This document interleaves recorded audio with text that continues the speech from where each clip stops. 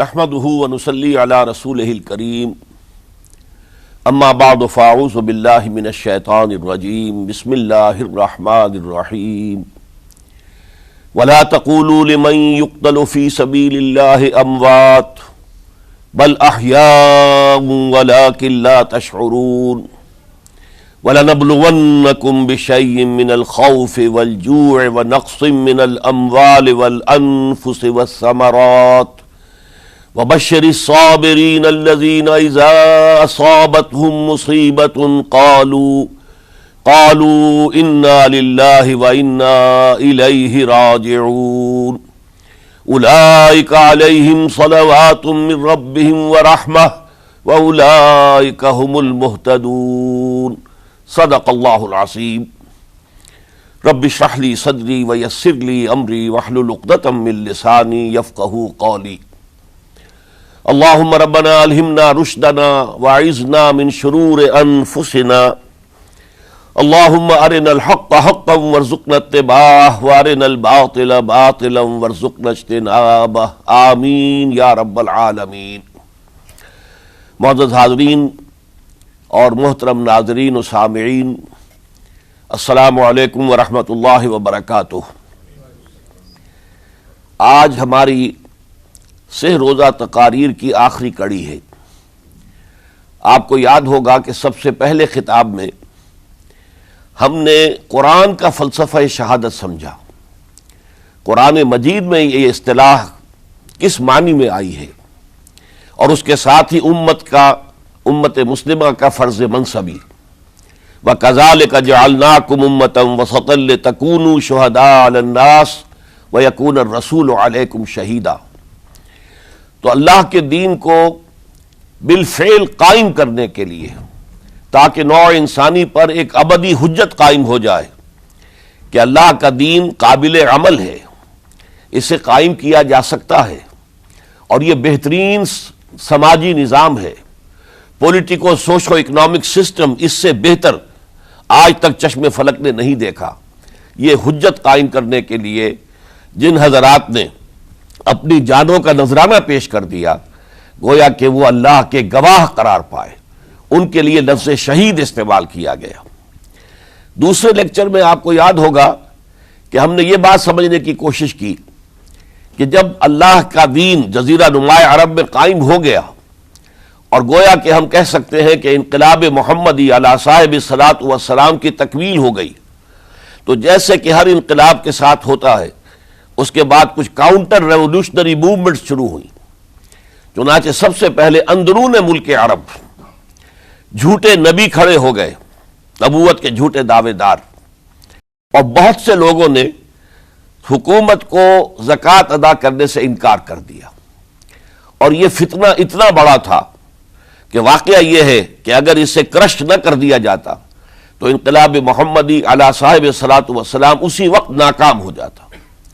یہ حضرت ابو بکر صدیق رضی اللہ تعالیٰ عنہ کے فضائل کا سب سے درخشاں باب ہے کہ انہوں نے اپنے عزم اور ہمت اور استقلال اور اللہ پر اعتماد، اللہ پر توکل اور بھروسے کے ساتھ ان دونوں فتنوں کو آئرن ہینڈ کے ساتھ کرش کر دیا، اور سال سوا سال ہی میں ان دونوں کاؤنٹر ریولوشنری موومنٹس کو ختم کر کے اس کے بعد انہوں نے جلد ہی اس نظام کا گویا کہ انچارج حضرت عمر رضی اللہ تعالیٰ عنہ کو بنا دیا کہ جو خلیفہ ثانی ہیں۔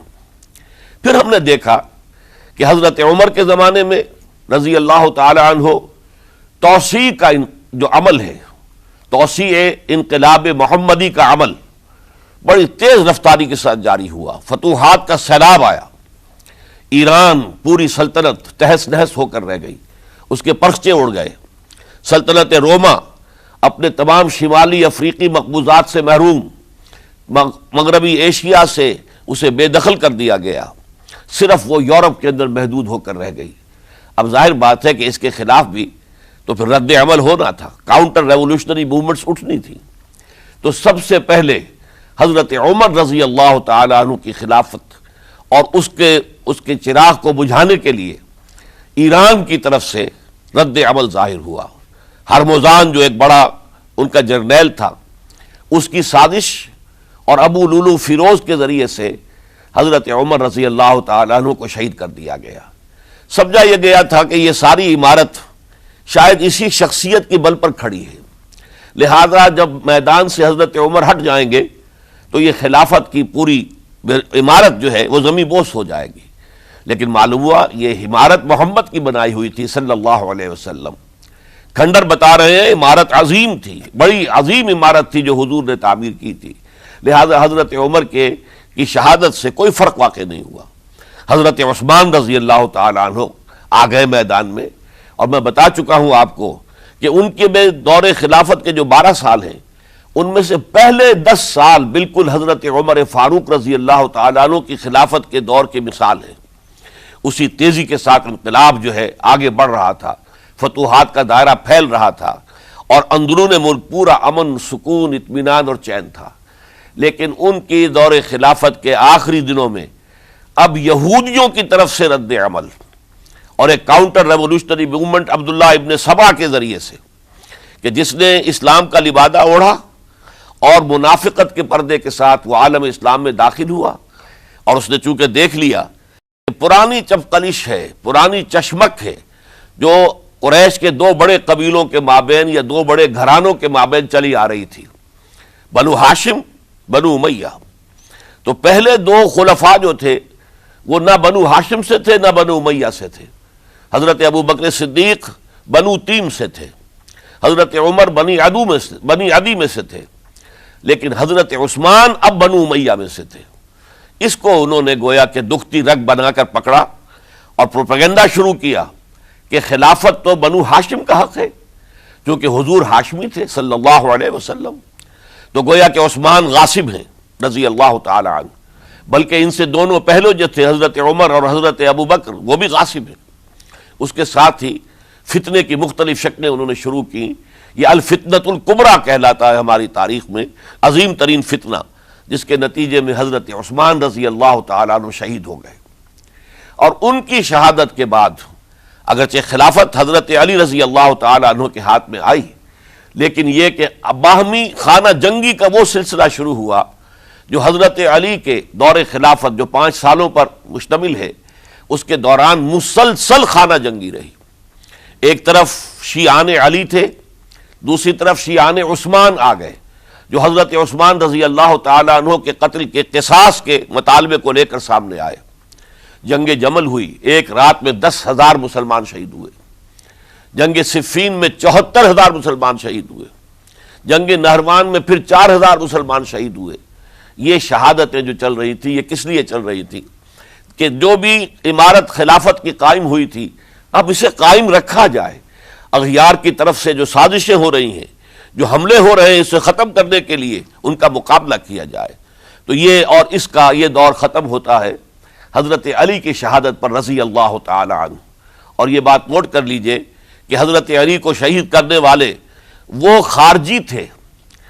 عبد الرحمن ابن ملجم خارجی طبقے سے تعلق رکھتا تھا، جو پہلے حضرت علی کے لشکر میں شامل تھے، لیکن جب حضرت علی نے رضی اللہ تعالی عنہ تحکیم اور ثالثی کی تجویز قبول کر دی تو وہ ناراض ہو گئے کہ اللہ تعالیٰ ہی ہے حاکم اور حکم، ان الحکم الا للہ، یہ انسانوں کو حکم کیوں بنا لیا گیا؟ اور اس میں اتنی شدت اختیار کی کہ وہ علیحدہ ہو گئے، اس لیے انہیں خوارج کہا گیا۔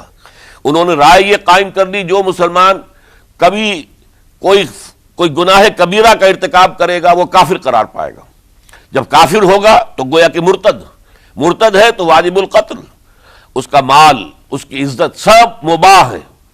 یہ ہمارا سب سے پہلا گمراہ ترین فرقہ تھا۔ انہی میں سے 3 افراد نے بیٹھ کر اسکیم بنائی کہ یہ 3 افراد ایسے ہیں کہ جن کو اگر میدان سے ہٹا دیا جائے تو شاید مسلمانوں کی باہمی خانہ جنگی ختم ہو جائے اور مسلمان پھر کسی ایک خلیفہ پر راضی ہو جائیں۔ اور یہ تینوں کافر ہیں، معاذ اللہ ثم معاذ اللہ۔ حضرت علی کافر ہیں، ان کو قتل کرنے کی ذمہ داری عبد الرحمن ابن ملجم نے لی۔ حضرت معاویہ قاتل ہیں، ان کے لیے کسی اور کو اسائن کیا گیا۔ عمرو بن العاص قاسم ہیں، ان کے لیے کسی اور کو اسائنمنٹ دی گئی۔ ہوا یہ کہ حضرت عمرو بن العاص وہ تو اس روز فجر کی نماز میں آئے نہیں، ان کی جگہ جو امام تھا وہ شہید کر دیا گیا۔ حضرت معاویہ رضی اللہ تعالی عنہ ان پر وار اوچھا پڑا، زخمی تو ہوئے لیکن یہ کہ پھر تندرست ہو گئے۔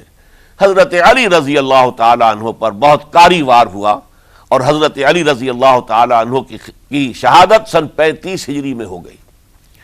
یہ جو خلافت راشدہ کا اختتام یا تو سن 35 ہجری میں حضرت علی کی شہادت سے سمجھا جائے گا، یا میری ذاتی رائے ہے کہ نہیں، اس میں حضرت حسن کا دور خلافت بھی شامل ہونا چاہیے۔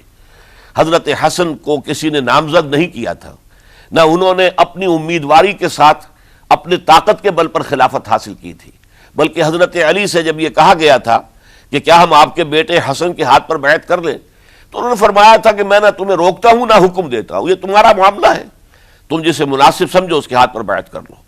حضرت حسن رضی اللہ تعالیٰ عنہ نے جن کے ہاتھ پر جو بیعت ہوئی، تو اب معاملہ یہ ہو گیا کہ امیر معاویہ رضی اللہ تعالیٰ عنہ وہ ایک لشکر لے کر شام سے چلے۔ حضرت حسن 50,000 آدمیوں کے ساتھ ادھر سے نکلے، لیکن یہ ہے کہ انہیں محسوس ہو گیا تھا کہ میرے ساتھیوں میں ایسا فسادی عنصر بھی موجود ہے جو عبداللہ ابن سبا کے ساتھیوں میں سے، کہ وہ کسی اچھے کام کو پسند نہیں کرتا، لہذا انہوں نے پھر صلح کی پیشکش کی۔ حضرت معاویہ کو پیغام بھیجا کہ میں مصالحت چاہتا ہوں، بتائیے شرائط کیا ہیں۔ حضرت معاویہ نے بلینک پیپر بھیج دیا، سادہ کاغذ، کہ آپ جو شرائط چاہیں اس پر لکھ دیں، وہ مجھے قبول ہوں گے۔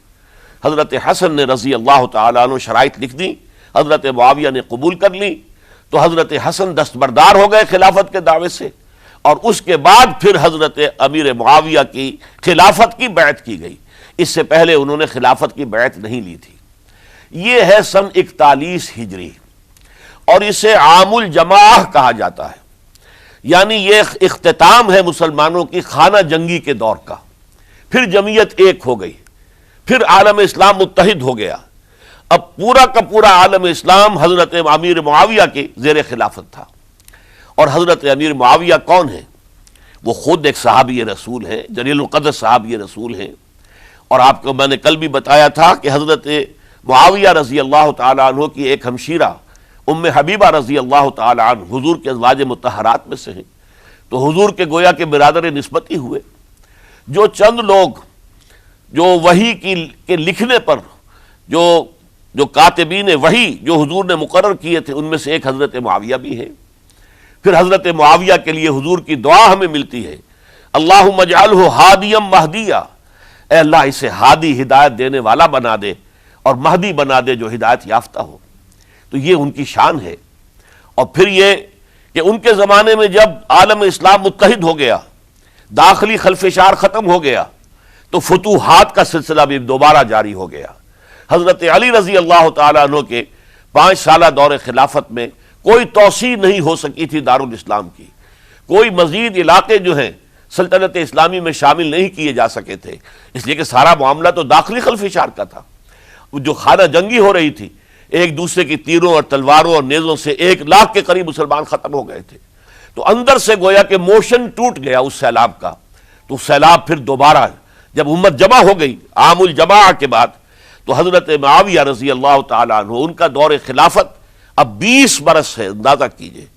یہ پورے 20 برس کوئی اندرونی خلفشار نہیں ہوا، کوئی جھگڑا نہیں ہوا، کوئی فساد نہیں ہوا، بلکہ جو فتوحات کا دائرہ تھا شروع ہو گیا۔ مکران اور سندھ کے علاقے فتح ہوئے، کابل اور یہ افغانستان کا علاقہ فتح ہوا، ترکستان کے علاقوں کے اندر پیش قدمی ہوئی۔ ادھر یہ کہ قیصر سلطنت روما کا اس کے مرکزی شہر قسطنطنیہ پر حملہ کیا گیا، جس کے لیے کہ حضور کی حدیث موجود تھی پیشن گوئی کے طور پر، اول جیش یغزو مدینۃ القیصر مغفورون لہم۔ حضور نے فرمایا تھا کہ جو پہلا لشکر قیصر کے شہر پر حملہ کرے گا تو وہ سب کے سب وہ مغفرت پا جائیں گے، اللہ تعالیٰ ان کی مغفرت فرما دے گا۔ اگرچہ کامیابی نہیں ہوئی، لیکن اس پیشن گوئی کی وجہ سے آپ کو معلوم ہے کہ حضرت ایوب رضی اللہ تعالی عنہ ان کو بھی اس پیشن گوئی کی وجہ سے، حالانکہ 90 برس سے اوپر عمر تھی، لیکن وہ بھی کہا انہوں نے کہ میں بھی اس میں جانا چاہتا ہوں، چنانچہ اس لشکر میں گئے، وہیں فوت ہوئے۔ بہرحال یہ سارے کارنامے اپنی جگہ پر، امن و امان اپنی جگہ پر، اس کے باوجود اہل سنت والجماعت حضرت معاویہ کے دور خلافت کو خلافت راشدہ میں شامل نہیں سمجھتے. اس کی وجہ کیا ہے؟ خلافت راشدہ کی شرط اولین قرآن مجید کے حکم کے مطابق امرہم شورا بینہم، مسلمانوں کے باہمی معاملات باہمی مشورے سے طے پاتے ہیں. حضرت ابوبکر صدیق رضی اللہ تعالیٰ عنہ سقیفہ بنی سعدہ کے اندر مشورے کے بعد ان کو منتخب کیا گیا اور ان کے ہاتھ پر بیعت ہوئی. حضرت عمر رضی اللہ تعالیٰ عنہ کو حضرت ابوبکر نے مسلمانوں سے مشورہ کر کے پھر نامزد کیا. حضرت عثمان کے لیے حضرت عمر رضی اللہ تعالیٰ عنہ نے اپنے جانشین کے لیے 6 افراد پر مشتمل کمیٹی بنا دی، جو بڑے سے بڑے جو اصحاب جو جن کے بارے میں کہا گیا ہے کہ جن کو دنیا ہی میں بشارت دے دی گئی تھی، جو عشرہ مبشرہ میں سے جو باقی تھے، ان کے اوپر مشتمل کمیٹی بنا دی کہ آپ لوگ طے کر لیں اور اپنے سے کسی ایک پر جمع ہو جائیں. اس اعتبار سے حضرت علی کے ہاتھ پر بھی جو بیعت ہوئی ہے تو وہ اہل مدینہ کے دباؤ پر ہوئی ہے، ان کے مطالبے پر ہوئی ہے. حضرت علی خود جو ہے وہ خلافت کے مدعی نہیں تھے بلکہ انکار کرتے رہے، چونکہ فتنے کا دور تھا. حضرت عثمان شہید ہوئے تھے، مسلمانوں کے دل زخمی تھے. اس حالت میں وہ سمجھتے تھے کہ اگر میں یہ خلافت جو ہے اپنے ہاتھ میں لے لوں گا تو ہو سکتا ہے کہ اس کا حق ادا نہ کر سکوں. لیکن یہ کہ جب انہوں نے دیکھا کوئی اور بھی تیار نہیں، طلحہ بھی تیار نہیں، زبیر بھی تیار نہیں، تو آخر مسلمانوں کو بغیر امارت کے چھوڑا تو نہیں جا سکتا. تو حضرت علی نے وہ قبول کر لی. حضرت حسن کے بارے میں بتا چکا ہوں کہ ان کے بارے میں لوگوں نے کہا تو حضرت علی نے فرمایا میں نہ حکم دیتا ہوں نہ روکتا ہوں. لیکن حضرت امیر معاویہ رضی اللہ تعالیٰ عنہ صحابی بھی ہیں، حضور کے قرابت دار بھی ہیں، کاتبین وحی میں سے بھی ہیں. پھر ان کا دور حکومت امن، سکون، اطمینان ہر طرح سے جو ہے 20 برس تک کوئی داخلی خلفشات نہیں ہوا، کوئی فساد نہیں ہوا، کوئی باہمی جنگ و جدل نہیں ہوا، بلکہ فتوحات کا دائرہ آگے بڑھا. اس کے باوجود چونکہ انہوں نے طاقت سے خلافت حاصل کی، لہذا ان کے دور خلافت کو ہم خلافت راشدہ میں تسلیم نہیں کرتے، حالانکہ وہ خود راشد ہیں. اس لیے کہ تمام صحابہ کرام کے بارے میں سورہ حجرات میں فرمایا وَلَكِنَّ اللَّهَ حَبَّبَ إِلَيْكُمُ الْإِيمَانَ وَزَيَّنَهُ فِي قُلُوبِكُمْ وَكَرَّهَ إِلَيْكُمُ الْكُفْرَ وَالْفُسُوقَ وَالْعِصْيَانَ أُولَٰئِكَ هُمُ الرَّاشِدُونَ. تمام صحابہ کرام کی شان یہ ہے کہ اللہ تعالیٰ نے ان کے دلوں میں ایمان کو کھبو دیا ہے، ایمان ان کے دلوں میں رچ گیا ہے، بس گیا ہے، جم گیا ہے، اور کفر سے، فسق سے انہیں تبھی نفرت ہو گئی ہے. اور یہ سب کے سب راشدون ہیں. تو تمام صحابہ راشدون ہیں. اس اعتبار سے خود حضرت امیر معاویہ بھی راشدون میں شامل ہیں، لیکن خلفائے راشدین میں شامل نہیں ہیں. خلفائے راشدین عام طور پر تو ہم کہتے ہیں حضرت ابوبکر، حضرت عمر، حضرت عثمان، حضرت علی. میں نے اپنی ذاتی رائے، حقیر سی رائے عرض کی ہے، اس میں حضرت حسن کا دور بھی شامل ہونا چاہیے 6 مہینے کا. تب وہ 30 برس پورے ہوتے ہیں. جو حدیث میں آیا ہے کہ خلافت جو ہے وہ 30 برس رہے گی، اس کے بعد ملوکیت شروع ہو جائے گی. تو ملوکیت کا پہلا قدم یہ تھا کہ حضرت معاویہ نے طاقت سے بزور خلافت حاصل کی. اس لیے ان کو خلیفہ راشد ہم نہیں کہتے. البتہ یہ ضرور ہے کہ ان کا دور بہت پرسکون دور تھا. البتہ جب 10 برس گزر گئے حضرت معاویہ کے دور حکومت کو، اب میں یہاں لفظ خلافت کی بجائے دور حکومت استعمال کر رہا ہوں جو کہ خلافت راشدہ سے ذرا اس کا فرق واضح ہو جائے. تو اس وقت ایک اور صحابی، جلیل القدر صحابی مغیرہ ابن شعبہ رضی اللہ تعالی عنہ، وہ حضرت معاویہ کے پاس آئے اور انہوں نے یہ کہا کہ دیکھیے اگر آپ نے اپنے بعد اپنا جانشین نامزد نہ کیا تو ہو سکتا ہے پھر فسادات پیدا ہو جائے، پھر مختلف لوگ خلافت کا دعویٰ لے کر کھڑے ہو جائیں، پھر خانہ جنگی ہو جائے. 5 برس کی خانہ جنگی میں 1 لاکھ سے زیادہ مسلمان شہید ہو چکے ہیں، قتل ہو چکے ہیں، ہلاک ہو چکے ہیں. اب دوبارہ وہی دور نہ آ جائے، لہذا آپ اپنا جانشین نامزد کر دیجئے.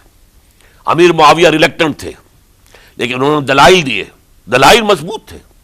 انہوں نے کہا کہ اب کبار صحابہ دنیا سے رخصت ہو چکے، وہ جماعت کہ جن کی تربیت اور تزکیہ، جن کی تعلیم حضور نے خود کی تھی اور ان کو اندر سے پاک کر دیا تھا، ان کی نیتیں بالکل پاک ہو چکی تھی، کوئی نفسانیت ان میں نہیں رہی تھی، وہ جماعت تو اکثر و بیشتر اب ختم ہو چکی، فوت پا چکے، وفات ہو چکی. لہذا اب جو ہے اکثر و بیشتر نو مسلم ہیں. جو بعد کے فتوحات کے ذریعے سے اسلام لائے ہیں، لہذا ان کے اندر نہ وہ پختگی ہے، نہ ان کے اندر وہ تقویٰ ہے، نہ تدین ہے، نہ اصول پرستی ہے۔ اسلام کی پوری تعلیمات جو ہیں وہ ان کے وجود کے اندر، ان کے شعور کے اندر گہری اتری ہوئی نہیں ہے، لہذا اب صورتحال وہ نہیں رہ سکے گی جو حضرت ابو بکر یا حضرت عمر یا حضرت عثمان یا حضرت علی کے زمانے میں تھی، لہذا آپ نامزد کیجئے۔ یہ بھی بتا دوں کہ مغیرہ ابن شعبہ کون تھے رضی اللہ تعالیٰ عنہ۔ نمبر ایک یہ کہ یہ اصحاب شجرہ میں شامل ہیں، جن 1400 یا 1800 افراد نے حضور سے بیعت کی تھی صلح حدیبیہ سے متصل قبل، اس درخت کے نیچے بیٹھ کر، جس کے بارے میں سورہ فتح میں فرمایا گیا کہ لقد رضی اللہ عن المؤمنین اذ یبایعونک تحت الشجرہ، اللہ ان تمام اہل ایمان سے راضی ہو گیا جو ہے نبی صلی اللہ علیہ وسلم آپ کے دست مبارک پر بیعت کر رہے تھے اس درخت کے نیچے، ان میں سے موجود، ان میں یہ مغیرہ ابن شعبہ ہے۔ پھر مغیرہ ابن شعبہ وہ ہیں کہ حضرت علی اور امیر معاویہ ان کے درمیان جو خانہ جنگی ہوئی اس میں ہمیشہ حضرت علی کے ساتھ رہے، حضرت علی کے ہی وہ سپورٹر تھے، ان کے ساتھ تھے۔ اس پہلو سے اچھی طرح سمجھ لیجئے کہ یہ نہیں ہے کہ وہ در حقیقت کو پہلے سے وہ امیر معاویہ کے ساتھی تھے، نہیں، لیکن اب جو صورتحال وہ دیکھ رہے تھے، جہاں دیدہ انسان تھے، بہت بڑے سیاستدان تھے، جانتے تھے حالات کو، حالات کے نبض پر ان کا ہاتھ تھا، لہذا انہوں نے یہ مشورہ دیا اور پھر امیر معاویہ نے اس مشورے کو قبول کر لیا اور یزید کی ولی عہدی کا اعلان کر دیا۔ یہ بالکل مڈل ہے، حضرت امیر معاویہ کے دور خلافت کا درمیان، یہ 10 سال جب ہو گئے تھے حضرت امیر معاویہ کی خلافت کو یا حکومت کو، تب یہ معاملہ پیش آیا اور یزید کے ہاتھ پر یہ بیعت ولی عہدی تمام جو بھی مختلف گورنرز تھے ان کے ذریعے سے کہہ دیا گیا اپنے اپنے علاقے کے لوگوں سے بیعت لے لو۔ یہ بیعت عام طور پر لوگوں نے کر لی، البتہ 5 شخصیتیں جو بہت نمایاں تھیں انہوں نے اس بیعت سے انکار کیا۔ ان میں کون تھے ذرا نوٹ کیجئے۔ حضرت ابو بکر فوت ہو چکے، ان کے بیٹے عبد الرحمن ابن ابی بکر۔ حضرت عمر فوت ہو چکے، ان کے بیٹے عبداللہ ابن عمر۔ حضرت زبیر فوت ہو چکے، ان کے بیٹے عبداللہ ابن زبیر۔ حضرت عباس فوت ہو چکے، ان کے بیٹے عبداللہ ابن عباس۔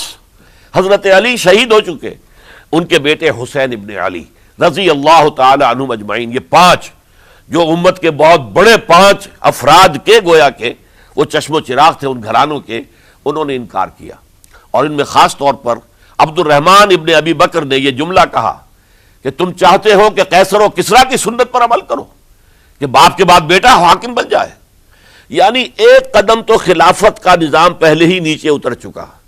مشاورت سے تو حضرت امیر معاویہ کا بھی جو نسب ہوا ہے وہ مشاورت سے نہیں ہوا۔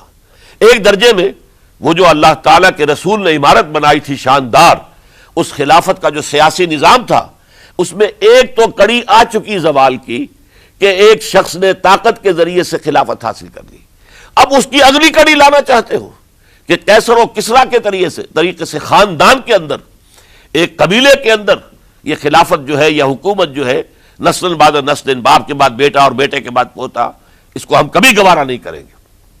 حضرت امیر معاویہ بہت دانشمند انسان تھے، انہوں نے ان 5 حضرات پر کوئی تشدد نہیں کیا، کوئی جبر نہیں کیا، بلکہ رہنے دیا، ٹھیک ہے یہ بیعت نہیں کر رہے، ابھی تو بیعت ولی عہدی ہے، کوئی حرج نہیں، لہذا کوئی جھگڑا، کوئی اس وجہ سے کوئی فساد، اس بنا پر کوئی جنگ نہیں ہوئی۔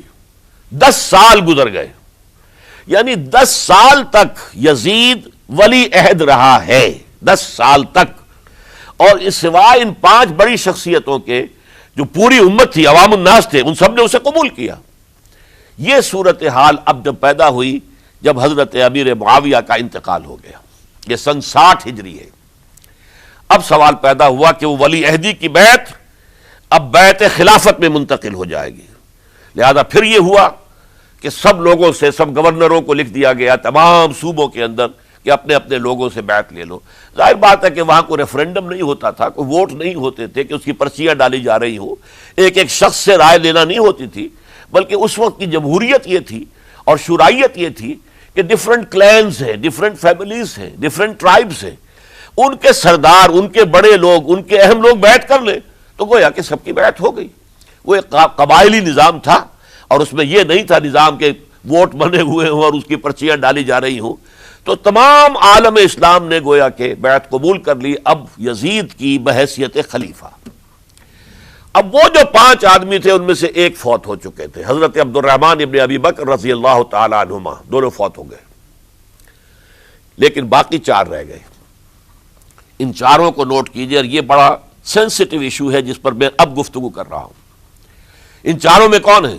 عبداللہ ابن عباس، عمر میں سب سے بڑے وہ ہیں، اور ان کی شان یہ ہے کہ انہیں حبر الامہ کہا گیا ہے، امت کے سب سے بڑے عالم، اور قرآن مجید کے وہ سب سے پہلے مفسر ہیں. اصل جو جتنی بھی تفسیری روایات ہمیں ملتی ہیں حضرت عبداللہ ابن عباس کے شاگردوں سے، تابعین سے، لہذا ان کا بہت اونچا مقام ہے. حضرت عبداللہ ابن عمر، ان کا مقام بھی آپ کو معلوم ہے، حدیثوں کی کتنی بڑی تعداد ہے جو عبداللہ ابن عمر سے مروی ہے، اور اس کو سلسلۃ الذہب کی پہلی کڑی کہا جاتا ہے. روایت حدیث میں جو سنہری زنجیر ہے اس کا آغاز حضرت عبداللہ ابن عمر ہے. ایک طرف یہ دونوں ہو گئے، ان دونوں کی رائے کیا ہوئی؟ اگرچہ کام غلط ہوا ہے، یہ اس طریقے سے قیصر و کسریٰ کی روایت پر عمل کرنا غلط ہے، لیکن یہ اتنی بڑی غلطی نہیں ہے کہ اس کی وجہ سے باہمی جنگ و جدال ہو، خوریزی ہو، ایک دوسرے کی گردنیں کاٹی جائیں اور فتنہ و فساد پیدا کر دیا جائے. لہذا انہوں نے یزید کی بیعت کر لی. 2 حضرات رہ گئے، یہ نسبتاً نوجوان ہیں. ان دونوں کی پیدائش ہجرت کے بعد ہوئی ہے. ہجرت کے بعد پہلا بچہ جو مہاجرین میں پیدا ہوا ہے وہ عبداللہ ابن زبیر ہے. بلکہ کچھ عرصے تک مہاجرین میں جب کوئی پیدائش نہیں ہوئی تو وہ مکے مدینہ کے منافقین نے کہنا شروع کر دیا تھا کہ یہ یہاں کے کمزور ہو گئے، نامرد ہو گئے، ان کی اولاد اب چلے گی نہیں. تو عبداللہ ابن زبیر جب پیدا ہوئے، اور آپ کو معلوم ہونا چاہیے وہ حضرت ابوبکر صدیق کے نواسے ہیں، حضرت عائشہ صدیقہ کی ہمشیرہ حضرت اسماء کے بیٹے ہیں عبداللہ ابن زبیر. اور زبیر بہت شجاع، بہت ہی بہادر انسان تھے. تو عبداللہ ابن زبیر کے اندر بھی وہی کیفیات تھی. انہوں نے کہا نہیں، اس غلطی کو ہم برداشت نہیں کریں گے. خورزی ہوتی ہے تو ہو، لیکن ہم اسلامی نظام کو نیچے اترتا ہوا نہیں دیکھ سکتے. جیسے کبھی حضرت ابو بکر نے فرمایا تھا ایبدل الدین وانا حی، کیا دین میں ترمیم اور تنسیخ کر دی جائے گی؟ دین کو بدل دیا جائے گا، دین میں تحریف کر دی جائے گی جبکہ میں ابھی زندہ ہوں؟ میں جیتے جی یہ نہیں ہونے دوں گا. حضرت عبداللہ ابن زبیر کی یہ رائے ہوئی، وی ہیو ٹو چیلنج، ہم مقابلہ کریں گے، ہم اسے پیسیولی قبول نہیں کریں گے. انہوں نے بیعت سے انکار کیا اور مدینہ چھوڑ کر مکے جا کر حرم کے اندر پناہ گزین ہو گئے. یہی معاملہ حضرت حسین ابن علی رضی اللہ تعالی عنہما کا تھا. وہ بھی نہایت شجاع، نہایت جری، نہایت بہادر. انہوں نے بھی کہا کہ یہ غلط قیصر و کسریٰ کی روایت جو شروع ہو رہی ہے اسے ہم نے ریزسٹ کرنا ہے اور اسے ہم آگے نہیں چلنے دیں گے. ان پر بھی جب دباؤ ڈالا گیا کہ بیعت کرو تو وہ کچھ وقت مانگ کر، کہ دیکھیے میں ایسا شخص نہیں ہوں کہ تنہائی میں علیحدہ کمرے میں بیٹھ کر بیعت کروں، جب عمومی بیعت لوگے تم سب سے تو میں بھی آ جاؤں گا. اس وقت لوگ فیصلہ کریں گے. تو بس اس وجہ سے پھر وہ گورنر جو تھا اس وقت مدینے کا، اس سے اجازت لے کر آ گئے اور راتوں رات وہاں سے نکل کر وہ بھی مکے پہنچ گئے.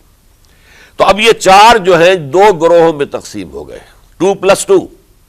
2 کی رائے یہ ہوئی کہ بات غلط ہے، لیکن اس کی بنا پر خونریزی، جنگ و جدال، جنگ آپس میں خونریزی کرنا یہ صحیح نہیں ہے، بلکہ مصلحت اس میں ہے کہ اس کو قبول کر لیا جائے. پھر اللہ تعالیٰ کو بہتر حالات پیدا کرے گا اس کے ذریعے سے، تعلیم کے ذریعے، تلقین کے ذریعے سے. جیسے نبی اکرم صلی اللہ علیہ وسلم نے اتنا عظیم انقلاب برپا کیا تھا، ہم کوشش کریں گے کہ نظام حکومت کی اصلاح ہو جائے. لیکن اس وقت اگر ہم اڑ گئے تو پھر گویا کہ خونریزی اور فساد اور باہمی جو جنگ ہے وہ شروع ہو جائے گی. اور 2 حضرات کی رائے ہوئی کہ نہیں، ہمیں ہر صورت میں رجسٹ کرنا ہے. خونریزی ہوتی ہے تو ہو، ہمیں جانے دینی پڑتی ہے تو دیں گے، ہم شہادت قبول کریں گے، لیکن اس غلطی کو قبول نہیں کر سکتے. تو میں اس کے لیے عرض کر رہا ہوں، یہ تیسری شہادتوں کا جو دور شروع ہوا ہے، پہلا شہادتوں کا دور حضور کا دور، دین کو قائم کرنے کی جد و جہد میں جنہوں نے جانیں دی ہیں. دوسرا دور اس دین کے خلاف جو کاؤنٹر ریولوشنری موومنٹس آئی ہیں ان کو رفع کرنے کے لیے جانے دینا. ہزاروں صحابہ کی جانیں اس میں بھی گئی ہیں. مسیلمہ ابن کذاب ہو یا مانعین زکوٰۃ ہو، ان کے خلاف جو جہاد ہوا. پھر ظاہر بات ہے کہ حضرت عثمان رضی اللہ تعالیٰ عنہ کے بعد جو فساد ہوا وہ شہادتیں کیا تھی؟ اس دین کے نظام کو قائم رکھنے کے لیے انٹیکٹ رہے، دشمن اس کے اندر رکھنے ڈالنے میں کامیاب نہ ہو جائے. اب تیسرا دور وہ آ رہا ہے کہ جب کہ داخلی طور پر اس نظام خلافت کے اندر زوال شروع ہو رہا ہے. اس زوال کو روکنے کے لیے کہ وہ اپنی اصل جو خلافت کا نظام اللہ نے اور اس کے رسول نے دیا ہے اس کی بنیاد پر قائم رہے، لہذا ہم ریزسٹ کریں گے اس تبدیلی کو اور میدان میں آ کر مقابلہ کریں گے. یہ حضرت عبداللہ ابن زبیر رضی اللہ تعالی عنہما اور حسین ابن علی رضی اللہ تعالی عنہما، اب ان دونوں میں ایک اختلاف ہوا. حضرت عبداللہ ابن زبیر کی رائے یہ تھی کہ یہ مکہ ہے، یہ اللہ کا گھر ہے، یہ حرم ہے، اور یہاں کے لوگ بہت سے برے اثرات سے ابھی تک بچے ہوئے ہیں، پاک ہیں، لہذا ہمیں یہاں رہنا چاہیے.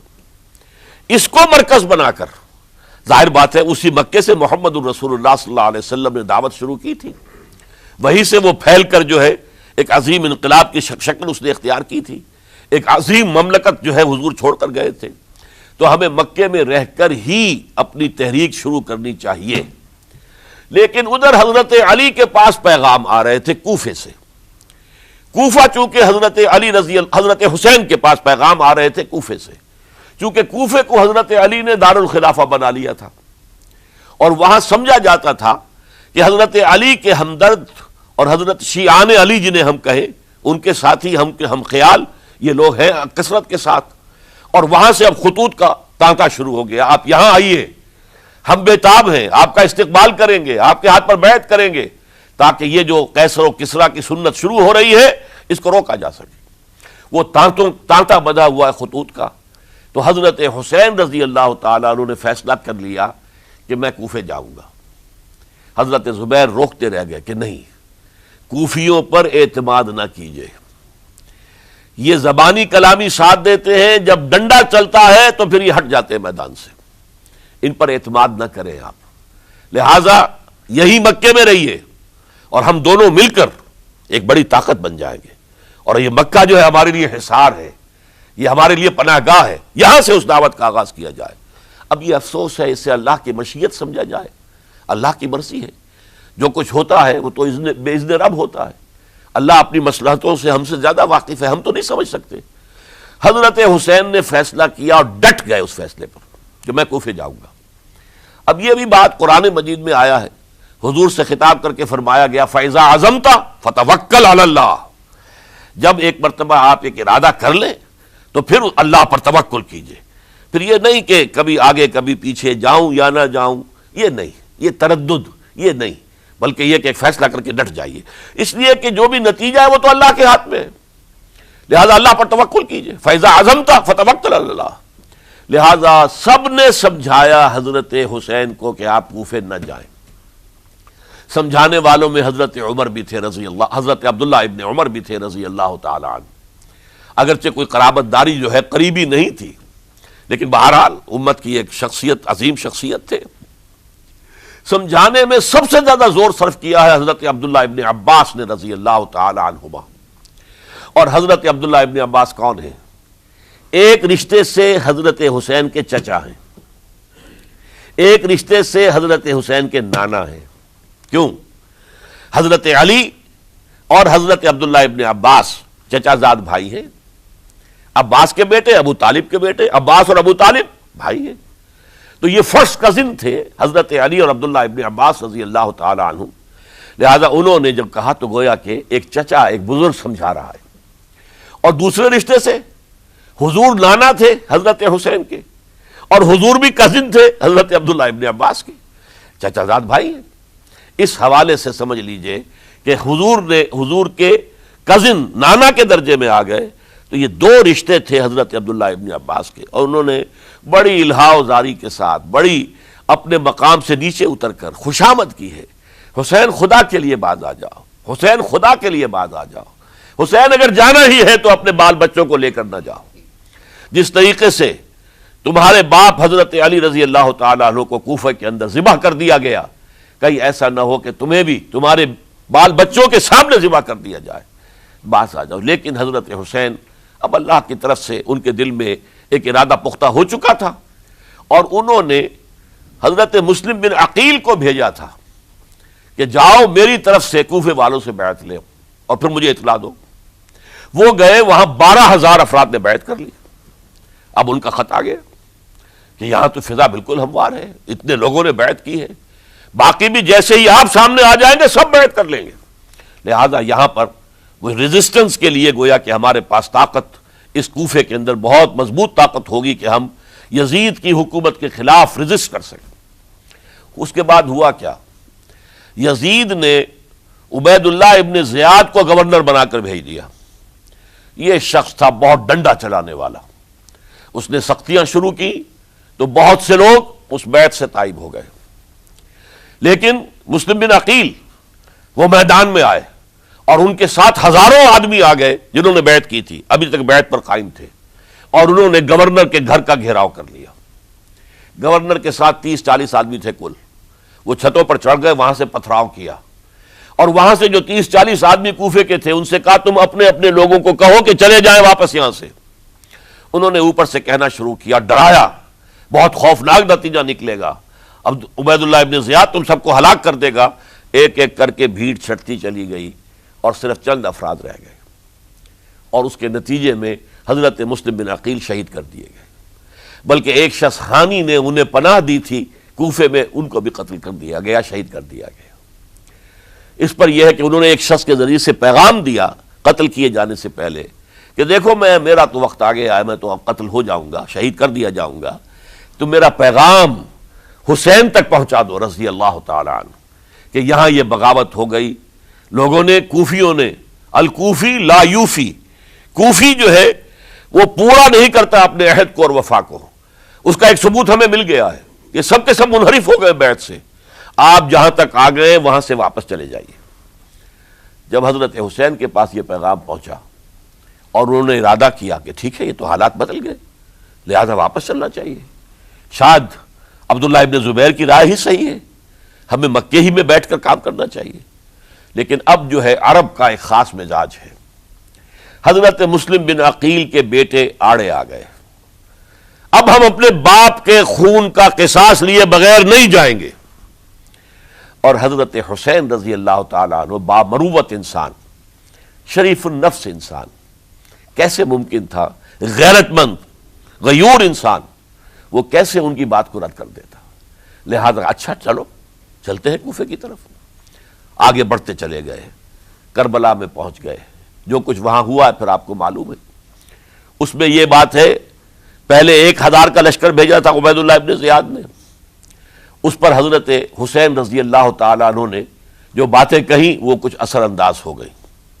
ان کا افسر جو تھا حر بن یزید تمیمی، وہ بعد میں حضرت حسین کا حامی ہو گیا اور حضرت حسین کے ساتھ ہی اس کو بھی شہادت نصیب ہوئی. پھر دوسرے کو بھیجا عمرو ابن سعد. عمرو ابن سعد بھی ایک بڑی عظیم شخصیت کا بیٹا تھا.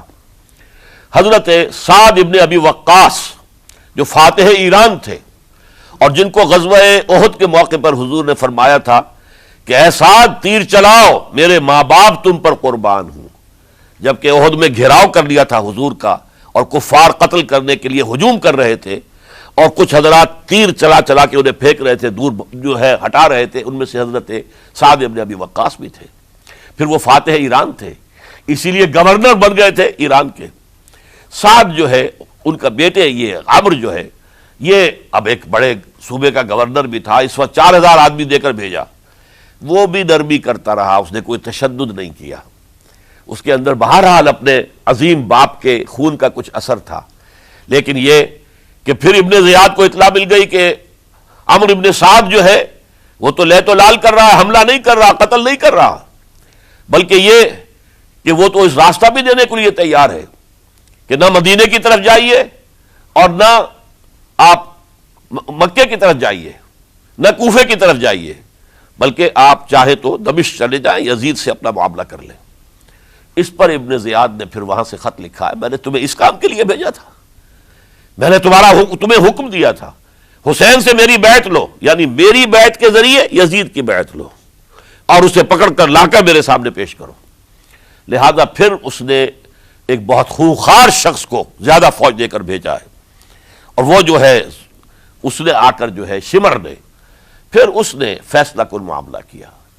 حضرت حسین رضی اللہ تعالیٰ عنہ نے ان دنوں میں جو وہاں گزرے ہیں، جتنے بھی کوفی آئے ہوئے تھے نا، اکثر و بیشتر تو کوفے کے لوگ تھے، ان سے کہا کہ میں خود نہیں آیا، تم نے مجھے بلایا تھا، اے فلاں ابن فلاں کیا تم نے مجھے خط نہیں لکھا تھا کہ آؤ؟ اے فلاں ابن فلاں کیا تم نے مجھے پیغام نہیں بھیجا تھا کہ یہاں تشریف لائیے؟ اور دیکھو میرے پاس تمہارے خطوط موجود ہیں۔ وہ ایک تھیلا جس میں کہ خطوط ہے وہ بھی لا کے میدان میں رکھ دیا۔ یہ حضرت حسین رضی اللہ تعالیٰ عنہ کی شرافت اور اپنی صاف دلی، کوئی اس کے اندر عیاری نہیں تھی ان کے اندر، معاذ اللہ ثم معاذ اللہ، لیکن یہ کہ اس کا نتیجہ اچھا نہیں نکلا۔ نتیجہ کیا نکلا؟ اب انہیں پتہ چل گیا کوفیوں کو، اگر اب حسین زندہ دمشق پہنچ گئے یزید کے پاس تو یہ ہم سب کا بھاڑا پھوڑ دیں گے، ہماری شامت آ جائے گی، لہذا اب تو کسی صورت انہیں زندہ نہیں رہنے دینا۔ یہ ایک بڑا اہم واقعہ، نوٹ کر لیجئے اس کو، اس لیے کہ حضرت حسین نے ایک ایک کا نام لے کر، اے فلاں ابن فلاں، اے فلاں ابن فلاں، اے فلاں ابن فلاں کیا تم نے خط نہیں لکھا تھا؟ کیا تمہارا پیغام نہیں تھا؟ اب انہوں نے دیکھا کہ یہ بھانڈا اگر یزید کے ہاں جا کر پھوڑ دیا گیا تو پھر ہماری خیر نہیں ہوگی۔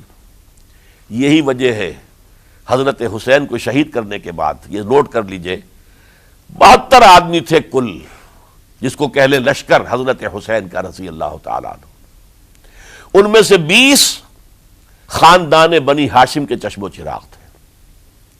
وہ بڑی بہادری سے لڑے ہیں، بڑی بہادری سے لڑے، ایک ایک نے لڑ کر جان دی ہے، بہت سو کو مارا ہے۔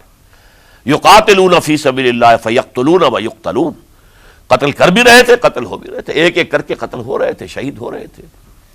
20 جو ہے خاندان بنی ہاشم میں سے شہید ہوئے ہیں۔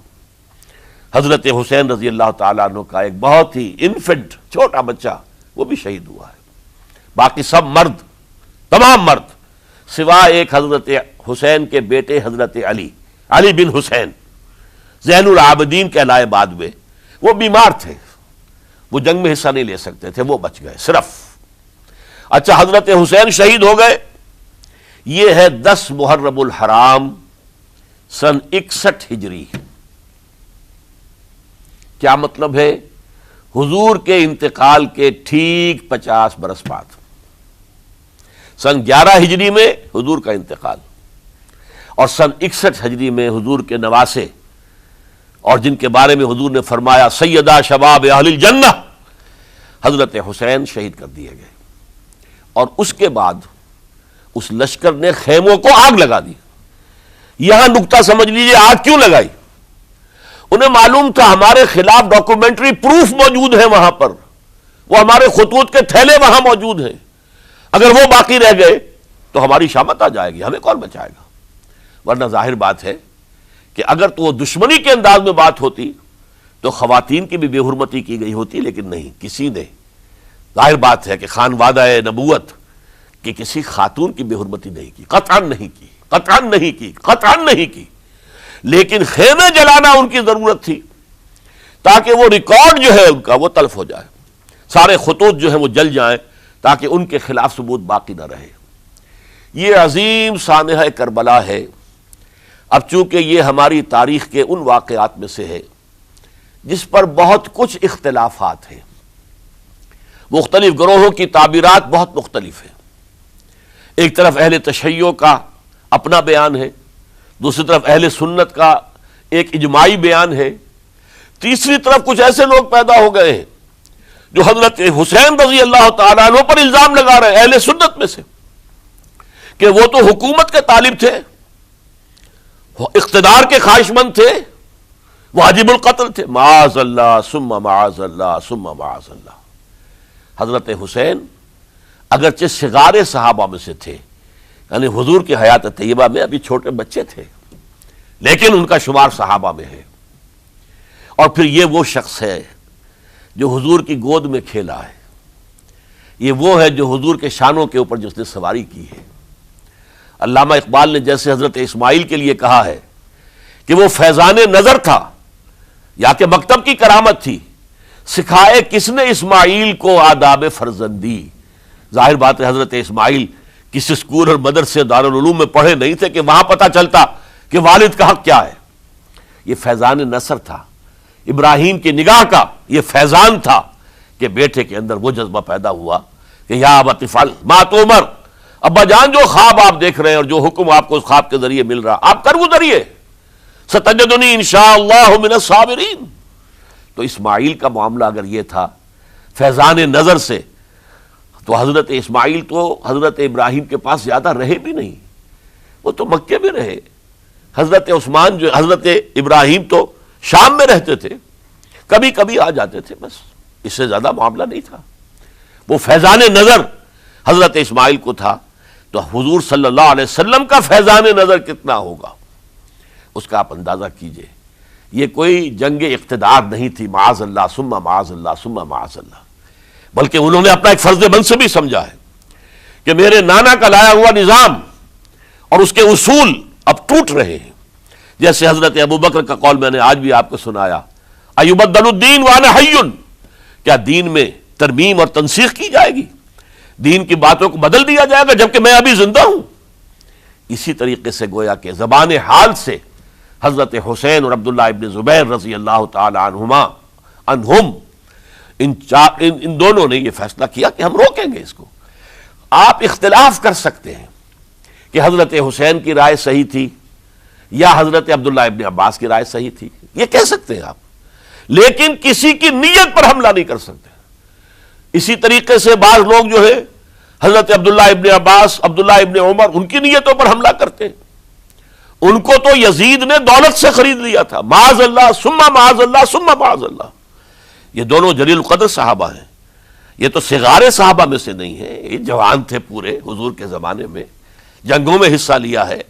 حضرت عبداللہ ابن عمر نے، عبداللہ ابن عباس نے رضی اللہ تعالیٰ عنہما، انہیں کوئی رقم نہیں خرید سکتی تھی، کوئی دولت نہیں خرید سکتی تھی۔ جو رائے انہوں نے قائم کی دیانتاً قائم کی۔ اور ہمارے ہاں اصول یہ ہے کہ جب کوئی نئی صورتحال پیدا ہو جائے اور اجتہاد کی ضرورت پیش آ جائے اور پوری کوشش کر کے مجتہد اجتہاد کر رہا ہے، تو اگر اسے غلطی بھی ہو جائے، مجتہد مخطی خطا کار، اس کو بھی اکیرا ثواب ملتا ہے، اور مجتہد مصیب وہ مجتہد کے جس کی رائے صحیح، جس کا فیصلہ صحیح، اسے دوہرا ثواب ملتا ہے۔ تو ان کے مابین ایک اختلاف رائے کا ہوا، اجتہاد کا ہوا۔ آیا یہ غلطی اتنی بڑی ہے کہ امت میں تفرقہ پیدا کیا جائے، امن و امان کو برباد کیا جائے، خوریزی کا بازار گرم کیا جائے، یا نہیں؟ دو کی رائے یہ ہوئی، ان کی مخلصانہ رائے تھی، ان کی دیانت دارانہ رائے تھی، ہم ان کی نیت پر حملہ نہیں کر سکتے، آپ اختلاف کرنا چاہیں تو کیجئے۔ اسی طرح حضرت عبداللہ ابن زبیر اور حضرت حسین ابن علی رضی اللہ تعالی عنہ، ظاہر بات ہے کہ ان کا بھی ایک اجتہادی رائے تھی کہ نہیں، یہ دین کے نظام کے اندر بہت بڑا رکھنا پڑ رہا ہے، یہ تو اب قیصر و کسریٰ کی سنت شروع ہو رہی ہے، یہ اسلام کے دین کے اوپر طریقہ نہیں، عمل نہیں ہو رہا ہے، تو ہم اسے اپنی جانوں کا نذرانہ دے کر بھی اسے روکیں گے، روکنے کی کوشش کریں گے، رکے نہ رکے ہم اپنی جانیں دے دیں گے۔ یہ بھی دیانت دارانہ رائے تھی، مخلصانہ رائے تھی، ان کی نیت پر کوئی حملہ کم سے کم اہل سنت والجماعت میں سے کسی شخص کو حق نہیں ہے۔ اس لیے کہ اہل سنت والجماعت کا کہنا یہ ہے، الصحابۃ کلہم عدول، صحابہ جتنے بھی ہیں وہ سب کے سب عدول ہیں، ان میں بدنیتی نہیں آ سکتی، خطا ہو سکتی ہے۔ اہل سنت کے نزدیک معصومیت خاصہ نبوت ہے، نبوت ختم ہو گئی محمد الرسول اللہ صلی اللہ علیہ وسلم پر، آپ کے بعد معصوم کوئی نہیں، ابو بکر بھی معصوم نہیں، عمر بھی معصوم نہیں، عثمان بھی معصوم نہیں، علی بھی معصوم نہیں رضی اللہ تعالیٰ عنہ اجمعین۔ تو معصوم کون ہوگا؟ عبداللہ ابن عباس بھی معصوم نہیں، عبداللہ ابن زبیر بھی جو ہے معصوم نہیں، حسین ابن علی بھی معصوم نہیں، اسی طریقے سے عبداللہ ابن عمر، عبداللہ ابن زبیر، کوئی معصوم نہیں۔ انہوں نے اپنی رائے قائم کی ہے، اس پر عمل کیا ہے دیانت دارانہ سنسیریٹی کے ساتھ، اور ان کے لیے اللہ تعالیٰ کے ہاں ہر طرح کا اجر و ثواب ہے، سب کے لیے۔ حضرت عبداللہ ابن زبیر کی رائے اس اعتبار سے بہتر ثابت ہوئی انہوں نے مکے میں پھر حکومت قائم کی، 9 برس تک ان کی حکومت قائم رہی۔ بنو امیہ ختم نہیں کر سکے اسے، سن 73 میں جا کر ان کی شہادت ہوئی ہے۔ اور ایک مرحلہ تو وہ بھی آیا تھا کہ شام اور مصر کی دونوں صوبے جو ہیں وہ بھی ان کے تحت آ گئے تھے۔ تو واقعہ یہ ہے کہ اگرچہ حضور نے ہمیں منع کیا ہے کہ کبھی یہ نہ کہا کرو کہ ایسا ہوتا تو ایسا ہو جاتا، نہیں، جو ہوا اللہ کی مرضی سے ہوا، اللہ کے اذن سے ہوا۔ حدیث کے الفاظ ہیں ان کلمۃ اللہ تفتح عمل الشیطان، یہ جو لو کاش یہ ہو جاتا، کاش یوں ہو جاتا تو بڑے اچھے نتیجے نکلتے، یہاں سے شیطان کا عمل شروع ہو جاتا ہے۔ ورنہ واقعہ یہ ہے کہ دل سے یہ بات نکلتی ہے، اگر حضرت حسین اور عبداللہ ابن زبیر یکجا ہو جاتے اور مکے کو اپنا مرکز بنا کر جو عظیم مقصد انہوں نے اپنے سامنے رکھا تھا کہ یہ جو روایت غلط آ رہی ہے اسلام کے دینی سیاسی نظام کے اندر، اس کو ہم روکیں گے، تو اللہ تعالیٰ انہیں کامیابی عطا فرما دیتا۔ لیکن یہ پھر ہم کہیں گے ما شاء اللہ کان وما لم یشاء لم یکن، جو اللہ نے چاہا وہ ہوا اور جو اللہ نے نہیں چاہا وہ نہیں ہوا۔ حضرت حسین کو وہ عظیم شہادت اللہ نے دینی تھی، وہ اونچا مقام عطا کرنا تھا، اور پھر ان کی عظیمت، ان کا صبر، ان کا ثبات، ان کا استقلال، معلوم ہوا کہ اللہ تعالیٰ نے انسانوں کے اندر کتنی کچھ طاقت رکھی ہوئی ہے اور کتنی کچھ صلاحیتیں اللہ نے ودیعت کی ہیں۔ وہ جس طرح ڈٹے رہے، کھڑے رہے، واقعہ یہ ہے کہ وہ بھی نوع انسانی کے لیے ہمیشہ کے لیے ایک سبق ہے، اور وہ سبق یہ ہے کہ آپ حق، جو بھی آپ حق سمجھیں اس حق کے اوپر ڈٹ کر کھڑے ہو جائیں، اور اس میں پرواہ نہ کیجئے کہ آپ کی نفری کم ہے یا آپ کے ساتھ تعداد زیادہ، کوئی خیال نہ کیجئے، اس کے فکر نہ کیجئے کہ حالات ادھر ہیں یا ادھر ہیں، حالات سازگار آپ کے دشمن کے ساتھ ہیں یا آپ کے ساتھ ہیں، کوئی فکر نہ کیجئے۔ حق حق ہے، اس کا ساتھ دینا لازم ہے، اس کے لیے جان دے دینا یہ سب سے بڑی کامیابی ہے۔